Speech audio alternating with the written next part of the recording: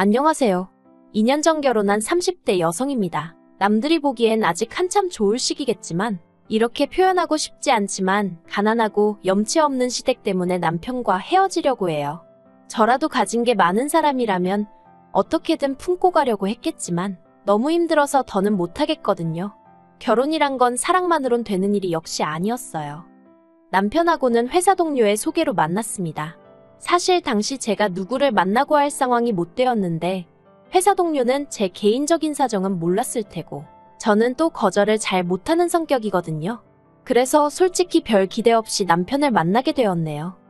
약속 장소에 20분 정도 일찍 도착했는데 남편은 저보다도 더 일찍 나와 있었어요. 그래서 그게 좀 웃겼다고 해야 하나? 아무튼 처음부터 대화가 잘 통하더라고요. 게다가 남편이 말수는 많지 않은데 남이 얘기할 때 되게 성의껏 들어주는 사람이었어요. 사실 요즘엔 다들 자기 얘기하기 바쁘지 남한테는 별 관심을 안 주잖아요. 그래서 그런 남편의 태도가 무척 마음에 들대요.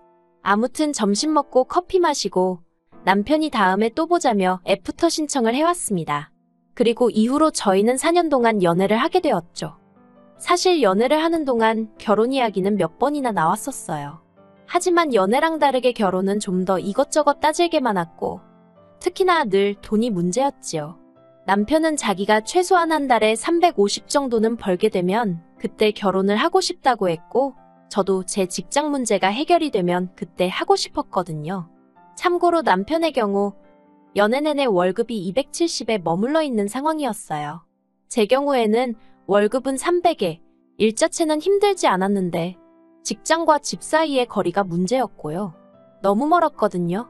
출퇴근에만 좋게 4시간은 걸렸으니까요. 그래서 이직을 하려고 여기저기 이력서를 넣어봤지만 생각만큼 일이 잘 풀리지를 않대요.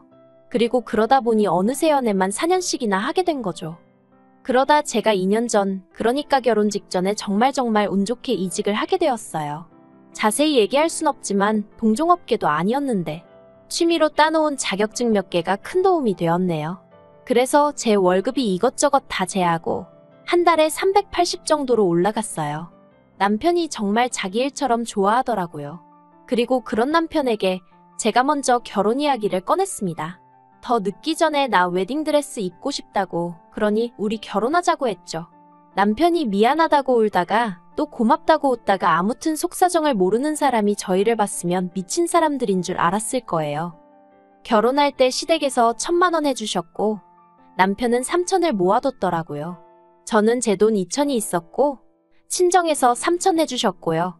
사실 저희는 둘 다 요새 말하는 소위 흙수저들이에요. 그래서 양가에서 그 정도 해주신 것만으로도 정말 감사하게 생각했어요. 정말이지 액수에 대한 서운함이나 섭섭함은 하나도 없었습니다. 오히려 받은 것 이상으로 잘해드리며 살아야겠다고 다짐했는걸요. 그런데 시작은 차였습니다. 시댁엔 당시 남편을 제외하고도 식구가 넷이었는데 시부모님과 2명의 신우들이 있었죠. 그리고 좀 황당했다고 해야 하나 싶은 게 온 식구가 각자 차를 끌고 다니더라고요. 특히 시부모님은 수입이라고 해봤자 나라에서 나오는 연금하고 자식들이 주는 용돈이 전부셨는데 말이죠. 그래서 잠깐이었지만 차가 2대씩이나 필요하신가 싶대요. 물론 제가 주제넘게 말할 건 아니라서 그냥 잠깐 생각만 했던 거고요. 그런데 저랑 남편이 결혼하고 얼마 되지 않았을 때였습니다. 당시 남편이 끌고 다니던 차가 말 그대로 폐차 직전의 수준이었고 그래서 일단 제 차를 갖고 다니라고 했었는데 남편이 그건 아닌 것 같다면서 제 차 타는 걸 무척 불편하게 생각하더라고요. 그리고 이 와중에 어떻게 얘기가 진행된 건지는 잘 모르겠지만 어머님이 당신들 차 한 대를 가져가라셨습니다. 공짜로 주시겠다면서요. 그런데 받아오는 게 맞나 싶었던 게 어머님이 주신다는 차도 남편 차 못지않게 낡은 차였거든요. 그러니 제 입장에선 굳이 이런 걸 받아서 나중에 차를 존내받았네 소리가 나오진 않을지 상황 자체가 탐탁치 않았어요. 하지만 남편이 시부모님이 좋은 뜻으로 주신다는 건데 그냥 기분 좋게 받아오면 안 되겠냐 하대요. 뭐 그래도 꾸역꾸역 따져보면 자기 차보다는 낫다면서요. 그런데 그렇게 받아온 차는 생각했던 것보다 훨씬 사정이 좋지 않았습니다. 남편은 괜찮다 했지만 카센터에 가져가니 이것저것 고치는 비용만 400을 부르더라고요. 그래서 제가 남편더러 차라리 폐차하는 게 낫지 않겠냐니까 저더러 뭘 모른다면서 400으로 차를 살 수 있냐고 화를 내는데, 솔직히 사귀는 동안에도 다툼이 아예 없던 것은 아니지만 왠지 화를 내는 남편의 모습이 낯설게 느껴졌어요. 그리고 나중에서야 느꼈지만 주제나 상황이 뭐건 간에 시댁하고 관련이 있으면 남편은 쉽게 매번 버럭버럭 하더라고요. 돌이켜 생각해보니 자격지심이었나 싶기도 하네요. 아무튼 그래서 그 차를 기어이 400만 원이랑 큰돈을 주고 고쳤는데, 더 황당한 건 이후에 시부모님이 보이신 행동이었어요. 시댁과 저희 집은 차로 30분 정도 걸리는 거리로 멀지는 않지만 결코 가까운 거리도 아니었거든요. 그런데 저희가 차를 고친 이후로 걸핏하면 차를 써야 하는 상황이라면서 저나 남편에게 전날 밤에 차를 주고 가라고 하시질 않나, 다른 차가 상태가 안 좋아서 그러니 빌려달라고 하시지를 않나. 어찌나 차를 가지고 이리저리 사람을 부르시는지 오히려 더 불편한 상황이 되어버린 거죠. 그래서 결국은 참다 못해 남편한테 차를 주셨으면 주신 거지 이건 뭐 어머님 아버님이 쓰시는 날이 더 많다고 한마디 했네요. 그랬더니 필요하면 가족끼리 빌려주기도 하고 그런 거지. 저더러 연애할 땐 몰랐는데 생각보다 되게 야박한 애어쩌네 그러더라고요. 참나, 어이도 없고 기가 막혀서 말이 안 나오대요? 그런데 남편은 자기 화를 못 삭히고 혼자 계속해서 울그락불그락 하더니 안 되겠다며 그냥 그 차 시부모님께 돌려드려야겠답니다. 그리고 저는 돈 400이 생각나. 너무 아깝더라고요. 그런데 그 400 때문에 안 된다고 하면 또 남편이 난리를 칠 것 같고 그래서 그래. 좋은 일 한 셈 치자 생각하고 그러라 했습니다. 그러다 얼마 후 제 회사에서 제 앞으로 차가 한 대 나왔어요. 제 직군이 영업직은 업무 특성상 고객들을 밖에서 만나야 하는 일이 잦았거든요.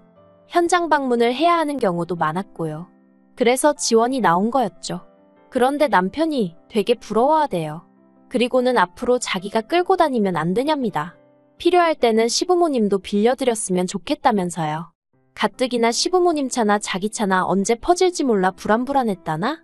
말 그대로 떡줄 사람은 생각도 안 하고 있는데 혼자 김칫국을 한 사발 들이키고 있더라니까요. 저는 그런 남편에게 회사 지원으로 나온 차라서 안 된다고 딱 잘랐어요. 괜히 책 잡힐 일은 하고 싶지 않다 했죠. 그랬더니 한다는 말이 안 되는 게 아니라 방법을 찾아볼 생각이 없는 거라면서 저더러 지밖에 모른다고 야박하다고 그러대요.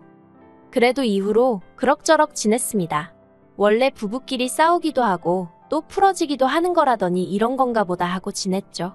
그런데 올해 초였어요. 시부모님이 며칠 전부터 입맛이 없네, 속이 안 좋네 하셨는데 갑자기 고기가 드시고 싶다고 하시더라고요. 그러자 남편은 이럴 때 챙겨드려야 된다면서 시댁에 가자고 했고 그래서 한 끼 외식 시켜드린다 생각하고 따라 나섰죠. 그런데 시부모님께서 뜻밖의 이야기를 꺼내셨습니다. 요 근래 왜 이렇게 몸이 처지나 했더니 그게 다 마음이 힘들어서 그런 것 같다 하시며 해외여행을 다녀오고 싶으시다는 거예요. 그러면서 한 200만 원만 달라나요? 게다가 덧붙이시기를 시동생들한테는 당신들이 달라고 했다고 하지 말고 저희가 먼저 보내드린다고 했다고 얘기를 하랍니다. 동생들한테 먼저 모범이 되어야 애들도 뭔가 배우는 게 있지 않겠냐면서요. 당황스러웠어요. 그래서 제가 시부모님께 남편하고 상의해보겠다고 하곤 남편 표정을 슬쩍 봤는데 표정이 굉장히 어둡고 언짢아 보이더라고요. 그래서 저는 시부모님의 부탁이 남편에게도 부담스러웠나 보다고 생각했습니다. 그런데 그건 제 착각이었어요. 시댁에서 나와 집으로 돌아오는 길에 남편이 저한테 먼저 말을 걸기를 상의해보겠다는 게 무슨 뜻이냐대요. 그냥 기분 좋게 당연히 보내드려야죠. 그렇게 말할 수는 없었냐면서요. 어이가 없어서 지금 우리 형편의 시부모님이 200만 원만 달라 하시면 척척 내드릴 만큼 여유가 있는 게 아닌데 무슨 기분 좋게 당연히 보내드리겠단 소리를 하냐고, 말이 되냐고 그랬어요. 그랬더니 남편이 시부모님은 이날이 때까지 제대로 어디 놀러도 못 다니고 사셨는데 불쌍하지도 않냐며 저한테 막 소리를 지르대요. 이때는 저도 정말 화가 머리 꼭대기까지 나서 나 때문에 여행을 못 다니셨냐고 왜 나한테 짜증이냐 그랬어요. 그리고는 여행 보내드릴 거면 당신 능력으로 보내드리던지 알아서 하라고. 이건 뭐 상의도 아니고 무조건 나만 나쁜 사람을 만드니 대화하고 싶지 않다 했습니다. 그랬더니 남편이 저더러 진짜 못됐다면서 친정에 하는 거랑 너무 비교된다나요? 사실 그 무렵 친정 부모님이 여행을 다녀오셨어요. 해외도 아니고 제주도로요.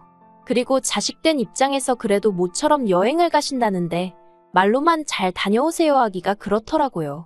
그래서 제가 30만 원 챙겨드렸습니다.